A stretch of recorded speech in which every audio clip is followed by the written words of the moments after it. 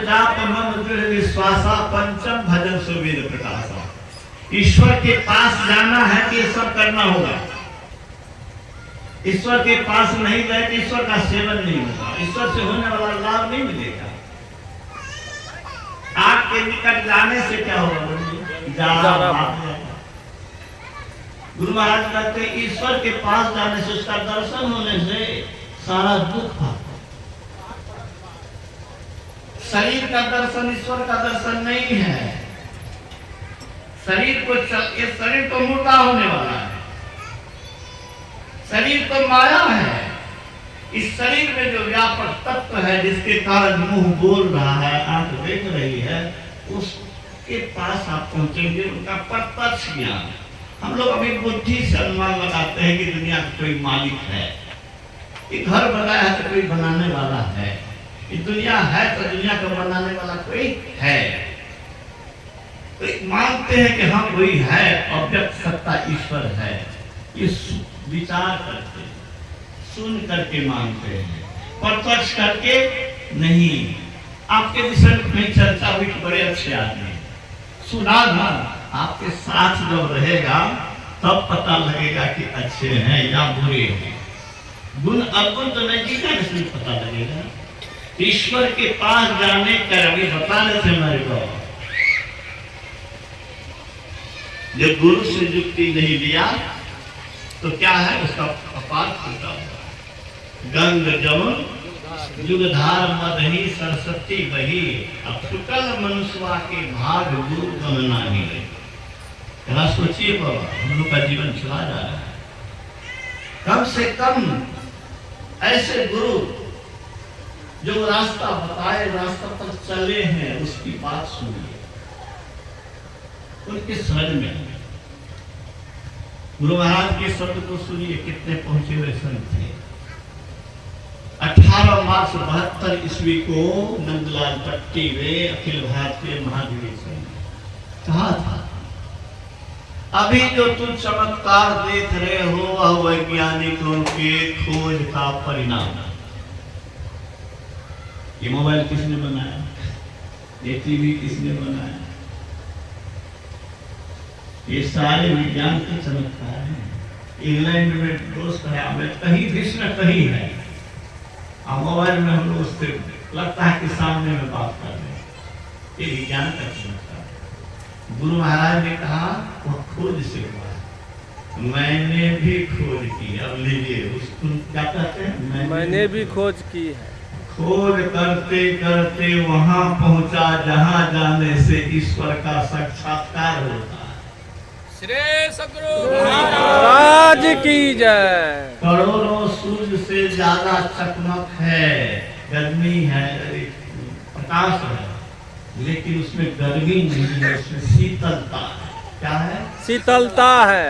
हम लोग का मन जो उछल कूद करता है, जो ध्यानी है वो ज्यादा जानते हैं। दोनों बात पर मन को रखना चाहिएगा तो मन स्थिर नहीं रहेगा। तुरंत मन कहीं से कहीं भागेगा, सोचेगा कुछ से कुछ। तो गुरु महाराज कहते हैं जैसे पानी ठंडा पाकर के बर्फ बन जाता है, जम जाता है, अब बहने का सवाल नहीं है, ऐसे ही मन शांत हो जाता है। हाँ, ईश्वर के पास जाना। वे पुरुष कौन हैं जिन्होंने ये स्थिति पाई? वो पाए हुए पुरुष जब उस धन को पाया, जिस धन को पाने के बाद कभी कोई निर्धन नहीं हो सकता, कुछ पाने के लिए बाकी नहीं रहता। क्या कहा गुरु महाराज ने? ईश्वर वह धन है जिस धन को पा लेने के बाद कुछ पाने के लिए बाकी नहीं रहता है। बुझिए, इससे बढ़कर क्या हो? महंगा हो, सस्ता हो, वो तो हमको पाना ही चाहिए, जिसके बिना हमारा चैन नहीं है। जिसको पा लेने के बाद कुछ पाने के बाकी न रहे, उसके लिए भूख होनी चाहिए कि नहीं बाबा? अरे भूख को कम से कम जगा कर दिया जाए, कुछ किया तो जाए। और सबसे बड़ी बात है, मैं कहता हूं बराबर, खेत जोत के छोड़ दो, जोतना बेकार।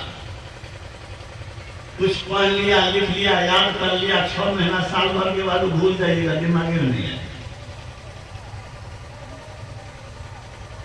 संसार की सारी कमाई कभी भी बेकार जा सकती है, लेकिन ये कमाई बेकार नहीं जाएगी। वकील साहब कौन कहते हैं? भगवान कृष्ण ने गीता में कहा, नेहा विक्रम नास्वस्ति प्रत्यवाय नित्यते स्वल्पम अपस्य धर्मस्य त्रायतो महतो भया। आरंभ इसमें है अमित, अमित मिटने वाला नहीं है। यह विघ्न बाधा से करे। इस धर्म का कनिक पालन भी सर्व संकट को है। अर्जुन ने पूछा कि मैं कोशिश करूं, आप कहते हैं मन को स्थिर करो, योग करो, अगर पूरा नहीं हुआ तो मेरा सब परिश्रम बेकार तो नहीं चला जाएगा। तो भगवान हवा जैसे बादल को उड़ा के लेके चला जाता है, वैसे बादल लगता है वर्षा होगी, उड़ा के ले गया। किसान बेचारा चाहता है कि दूर वर्षा होती तो अच्छा हो। ऐसे तो हमारी हालत नहीं होगी। कहा नहीं नहीं, ये नष्ट होने वाला नहीं है। स्वर्ग के विशाल सुख को भोग करके ज्ञानी और योगी के कुल में जन्म लेगा। श्रीमान के कुल में या योगी के कुल में जन्म लेगा। श्रीमान का धनवान या योगी। तो गुरु महाराज कहते हैं कि योगी के कुल में जन्म लेना अच्छा है। धनवान के यहाँ धन मिलेगा, योगी के यहाँ योग का संस्कार बढ़ने में मदद मिलेगी। फिर भगवान कृष्ण क्या कहते हैं? पूर्व जन्म में जो किया है वह संस्कार इसको इस मार्ग में आगे बढ़ाएगा। हमारे भाई हमारा नहीं कहाँ लगे, इनका भाई कहाँ इनका नहीं लगे, महर्षि में ही वो आके और भाई तू भाई कहाँ लगे। पूर्व जन्म की पूंजी ध्यान भजन जो किया है, इस जन्म में उसको अचानक से उधर आकर्षण होगा, उसका मन खींचे। तो भगवान कृष्ण कहते हैं पूर्व जन्म का संस्कार उसे फिर प्रेरित करेगा। अनेक जन्म संसिद्धो ततो यातिम परम गति। अनेक जन्म के बाद वही गति होगी जो बुद्ध को होगा, जो महावीर को हुआ, जो गुरु महाराज को हुआ, वही हम लोग को हुआ। गुरु महाराज ने कहा कि जैसे समुद्र में नदी में पुल बना दिया जाए तो चींटी भी इस पार से उस पार जाती है। मैं मोक्ष नहीं चाहता, आऊंगा तो बहुतों को साथ लिए जाऊंगा। गुरु शिष्य का संबंध एक जन्म का नहीं होता। गुरु शिष्य का संबंध कई जन्मों का नहीं होता है।